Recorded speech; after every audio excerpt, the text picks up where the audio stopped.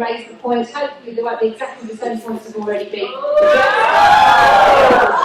So Tom, I can see, Tim, I can see, and Stephen's still getting in the box. Alex,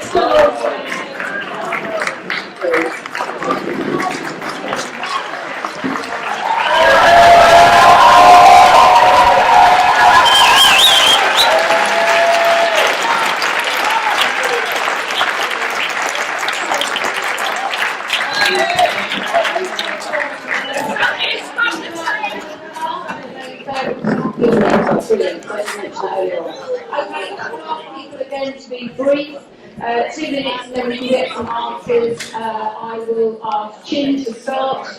You're next on my list. Chin. There's quite a few grants to lands in certain years.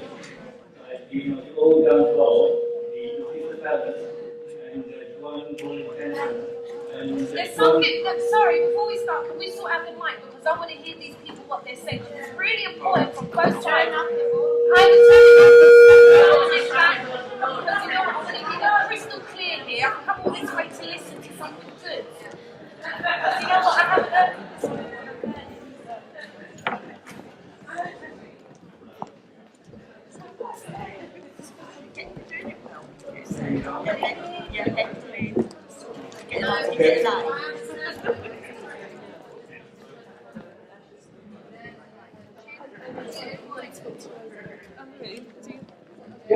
That's got my daughter, she's very, very ill today. That's why she can't attend, so Ashley's coming in her stead.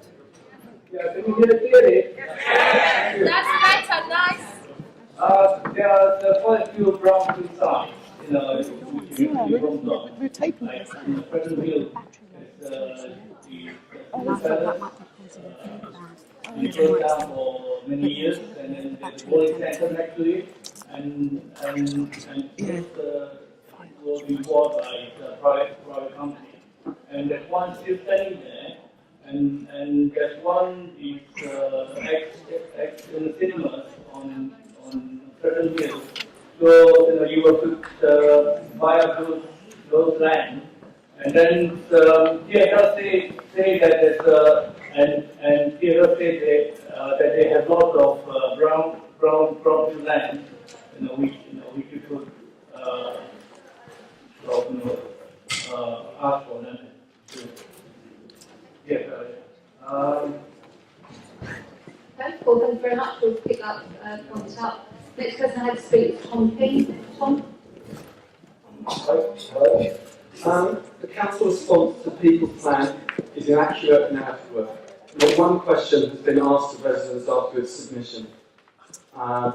250 pages of the People's Plan has been excluded from a Cabinet report, all of the annexes.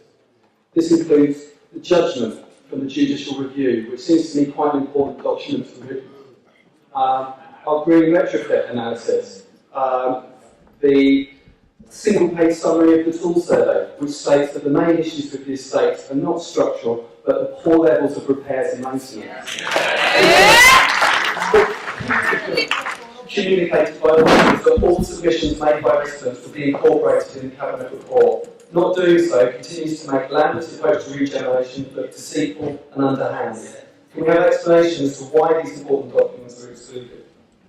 I do not trust financial information presented by Lambert. I request a full public inquiry. In order to make option 5 appear more affordable than it actually is.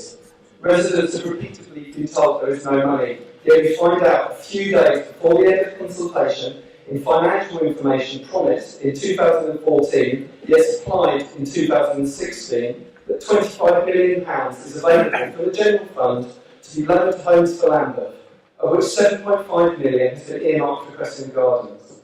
Page 4, paragraph 1.5 goes on to state that this money will be paid back in due course. I would like to know exactly when this money will be paid back, as no payments have been specified in the financial assessment of Cressingham Gardens. Under what terms this money will be paid back, when exactly it was known that this money was available to subsidise Homes for Lambeth, why this money has been recorded as income when it's a loan, and is this money definitely coming from the general fund? I asked this as Land's 2014-15 accounts highlights 26.5 million designated from the housing revenue account to be invested in better quality housing. So it looks like that's where money is actually coming from. So I'd like a clear answer of what's happening to that money. And to clarify, it appears £25 million is being loaned to a private company, Homes for Lambeth, so I and members of the public expect transparency. It simply isn't honest to refuse this information, as Lambeth officers have been doing. Thanks very much.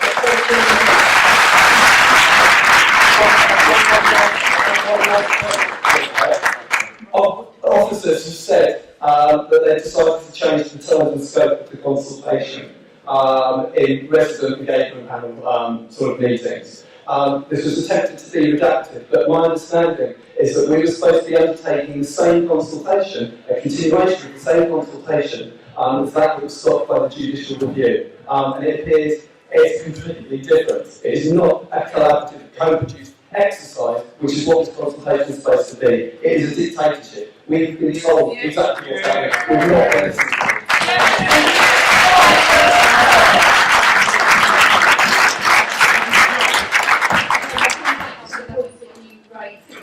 We'll need to turn, I think we might need to turn your mic off, and then I've got Anne and Andrew Watt. We're not joined at the hip. No, that's fine. Andrew, do you want to speak first? Yeah, Thank you. we have a high proportion of disabled people and otherwise vulnerable people on the estate. Your equality impact assessment and the supporting data is frankly just platitudes and wishy-washiness.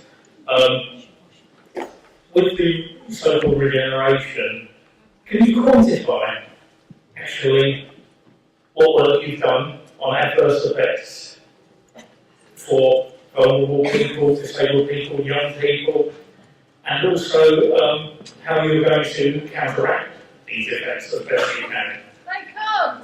Just very clear. Anne, I haven't finished. As usual, as we found at, say, Cressingham, we've requested data. I requested data regarding your equality impact assessment from Bashir. You have responded. Another in a long, frankly fantastic chain of coincidences about lost correspondence and officer ineptitude. The borough's housing services, contracted out or otherwise, have a really poor history of dealing with vulnerable tenants, which worries me. If tenants refuse to leave their homes, can you assure people they won't be treated like Tony Hindley?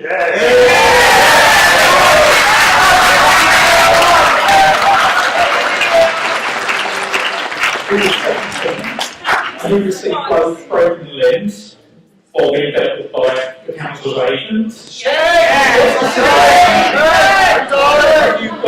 think we'll come back with a specific correction on that, because actually that's inaccurate. If we could stick to the general point you're raising, it's a fundamental one, which is around the treatment of disabled people and sexually. I think that is really important. Also, we've been assured all new housing will be Part N compliant. Unfortunately, what you don't seem to bear in mind is that Part N isn't a panacea. It's merely a very limited set of rules that say wheelchair accessibility, plugs at a certain height, etc.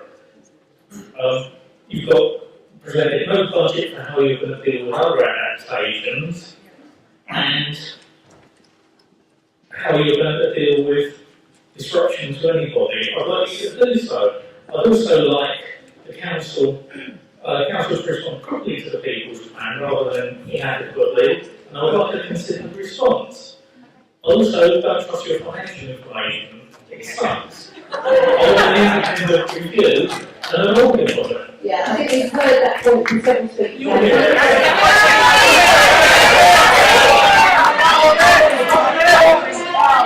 And please. Ask for an inquiry. Okay, first of all, your attitude and handling of disability has just been exemplified by how you've responded to my husband. You talked over somebody with a hearing difficulty and a cognitive problem as well. Nice one. This is a disability awareness and you're still getting it wrong. Apart from that, yes, there are things like the lack of occupational therapists to get things like weapons put in place in advance of disabled people being moved. Now, you might not care whether you can get a bath or shower for 6 months while you wait, but I can assure you that there are plenty of people who actually do care whether they have to make do with wet wipes for that long. Particularly in summer. Right, apart from that, yes, NAF is wrong to state without any supporting documentation that homes can't be built in the car park. Those car parks on the Cressingham Gardens amount to 5 football pitches of space. Wow. So it's important. Ceiling heights are graduated and the People's Plan proposes to build in the higher areas of those. Where is Lambert's analysis that this cannot be undertaken given that Ash has actually checked the height and found that it's possible? The People's Plan does not provide details of grants or investors. Why does Lambert Older residents offer of sharing financial details via a third party?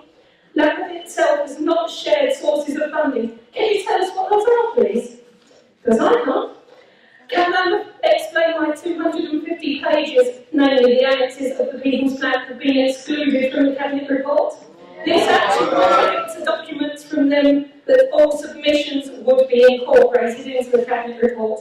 Frankly, I'm disappointed. The People's Plan is a sensitive, social and environmental approach to regeneration. What can officers tell me regarding what the total environmental and social cost in pounds will be a full demolition, and where is this analysis? I think that's my 2 minutes up. Brilliant. Thank you very much.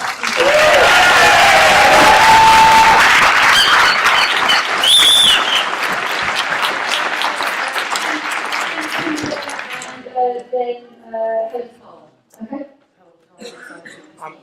If you could, yeah. I'm speaking on behalf of Cash winners standing in the room and focus